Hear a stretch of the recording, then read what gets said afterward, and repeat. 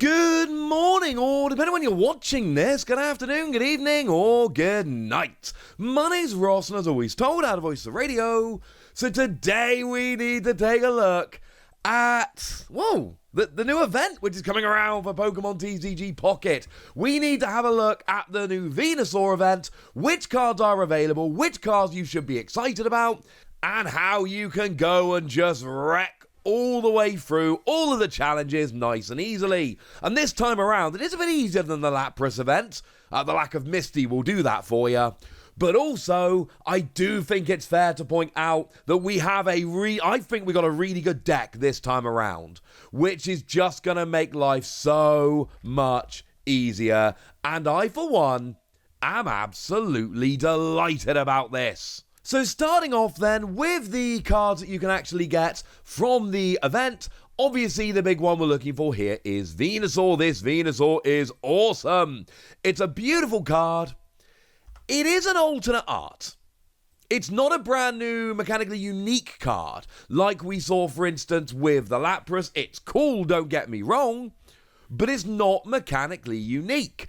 It is just a fancy art version of the one that we got in Genetic Apex. 160 HP is big, 4 energy, 80 heal, 30 is nice, but I do think it's a fair point that we've had this card for a while now, and nobody's really playing it. So, yeah. It's not that it's bad, it's not that it's unplayable garbage or any of that, it's that we've had it for a while, we've been able to have a good look at exactly how good it is or isn't, and essentially the verdict has come down that it's not that good. But it is an exclusive alternate art, which is absolutely stunning. Everybody's going to want it for that. We do also have a Greninja, which falls into pretty much the same category. Really nice artwork, straight reprint of the one that we got in Genetic Apex. It's the one with a really good ability that does see a bunch of play, that just once during your turn lets you do 20 damage to one of your opponent's Pokemon. Cool card. This is an alternate art version of it. It's not the same as like the Venusaur, with the fancy full art, alternate art, phrase it how you will. It's not that level, but that doesn't mean it's not extremely cool. Now, the other alternate art here we've got is Onyx. Free energy 70 is decidedly meh, and it's just a bit like, the art's fine, the card's fine, this isn't one I'm very excited about. But we do have a couple mechanically unique promos in here, and though I don't think there's anything quite as good as, say, the Mankey, that doesn't mean that we've not got some cool things here. I like this Haunter. Now, Haunter, firstly, the artwork's quite lovely. Secondly, single energy, 50 damage, flip a coin. If tails, this attack does nothing. Well, there's several things I like about this. Firstly, I like the fact that 50 damage is a lot. And if you combine it with, for instance, Giovanni, that could potentially be 60 damage, which is enough to KO a lot of small Pokemon. A lot of evolving basics. I like that it's a single energy on a stage 1, because that means you go first, but you can't attach an energy. Your opponent has a turn, and then on turn 2, you evolve into Haunter, attach an energy, and then you're ready to go. I think Haunter's pretty cool. Now, obviously, it's on a coin flip, right? So, if you flip tails, things go bad, obviously. But the alternative we've got, the one for Genetic Apex, is single energy 30, which is fine, but if you're not hitting weakness, you're not actually getting any KOs here. Whereas this new one, yeah, sure, it's on a coin flip, but if you flip heads, you can get a big advantage. I think that's good. The other one we've got here is a new Jigglypuff, single energy, automatic sleep. I like this. I really like this. Because the Jigglypuff we've already got, the one from Genetic Apex, 2 energy 30. Nobody wants to put 2 energy on this Jigglypuff. We want a single energy attack. So use a single energy attack on Jigglypuff here. If you're playing Jigglypuff, it means you're really building up to Wigglytuff, which is a sleep-focused deck anyway. So I just think this is a better Jigglypuff. I like this Jigglypuff a lot more. The only downside is, and it is a fairly big downside, I'll let you know, it's only got 50 HP, whereas the one from Genetic Apex has 60, And there are things running around like, for instance, Hitmonchan, which does have single energy 30, which with weakness is single energy 50.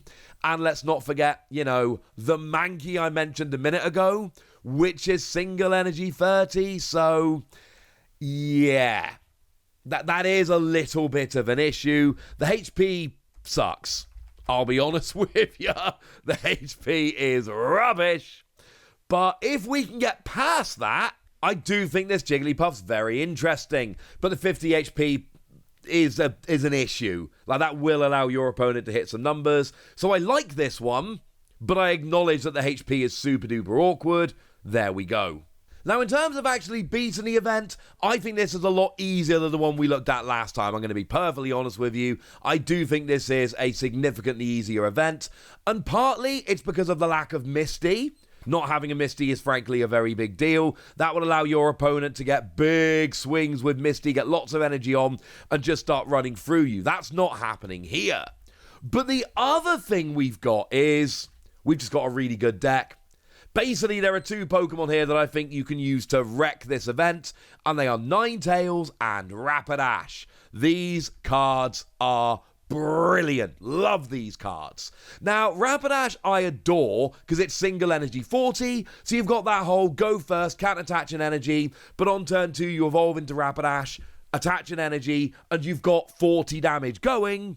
And there's going to be, things like Petalil, for instance, has 60 HP, and you will just get a straight KO on that here, which is brilliant. You are going to get a bunch of KOs here, which is great. But the other thing we've got here is Blaine. And if you're playing this deck, which I do think is the deck to play, you need to Blaine in the worst possible way. Because the thing we've got with Blaine here is it's a supporter card that just says your Ninetales, Rapidash, and Magmar do an extra 30 to your opponent's active Pokemon this turn, which means Rapidash is actually doing 90 with weakness turn 2 going first, which is absurd. For what it's worth, I don't really like Magmar here. I'm not playing Magmar. I've run through, I literally did all 4 of the Venusaur things in just quick succession. 1, 2, 3, 4, didn't lose, didn't even give up a single point actually, and I've not got Magmar in my deck. Magmar is 2 energy on a basic Pokemon, and I'd rather just use Rapidash. It's only 1 energy, and it's a stage 1, but I've got a turn to evolve, or Ninetales. Ninetales is the other one here. Ninetales is brutal against these Venusaur decks. 2 energy 90, brilliant. And we've actually got a really nice attack on Vulpix here that can stop the defending Pokemon attacking if you flip aheads. Also, for what it's worth, Ponyta, very nice turn 1 going second, because at least you get an attack which does 20 damage. Blaine doesn't work on Ponyta, only Ninetales, but you can still do like 40 with weakness turn 1 going second. That is still pretty gosh darn good. And then, Ninetales does a 90 for 2 energy. But with Blaine, it's 120. With weakness, it's 140.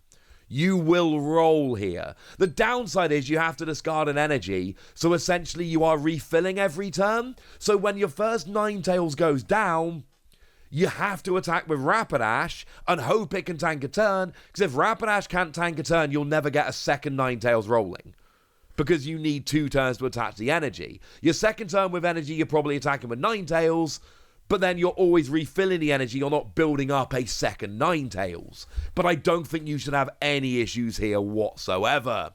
And I think this deck just gets you through, honestly. Here's a list I've been using. Obviously, 2 Professor's Research, 2 Pokeball are just every single deck. 2x speed, so I can switch between Ninetales and Rapidash if need be. So this is mostly if I'm like attacking with Rapidash, I x speed to retreat into a Ninetales, and then I can start doing bigger damage. X-Speed particularly big here because, as I've said, building up a second Ninetales is a real pain, so being able to save an energy with X-Speed is a huge thing. Potion you could cut for something else if you want, but honestly, I like the healing damage. Sometimes it comes in handy. And 2 Sabrina to make your opponent switch here, I just think is brilliant. Grab a Pokemon on the bench that they would rather you weren't attacking. Now, there are a couple of other cards you could go for here. I know Giovanni is good for extra damage. And it does work on your pre-evolutions, but it's only 10 damage. I found that Blaine here is good enough. Doing an extra 10 with Giovanni is nice, but except for like turn 1 or when you're desperate, you're not attacking with anything that can't use Blaine. Although with Giovanni you do get 4 of these. If you want to cut your 2 potion for 2 Giovanni, I won't be upset. You can hit some nice numbers here. So for instance, Bulbasaur's got 70.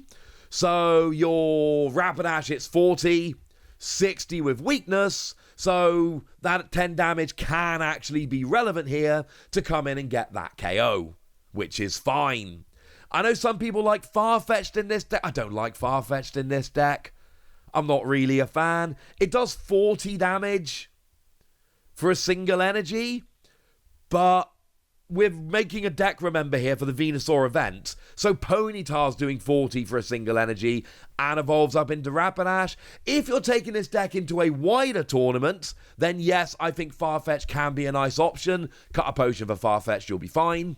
But I don't think for this event, which is what we're talking about here, I just don't think Farfetch'd is necessary. And the biggest Pokemon you're going to be coming up against here is Venusaur. Venusaur is slow.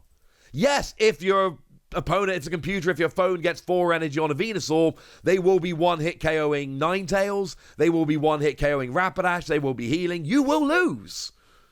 But you should be easily 2-hit KOing them here.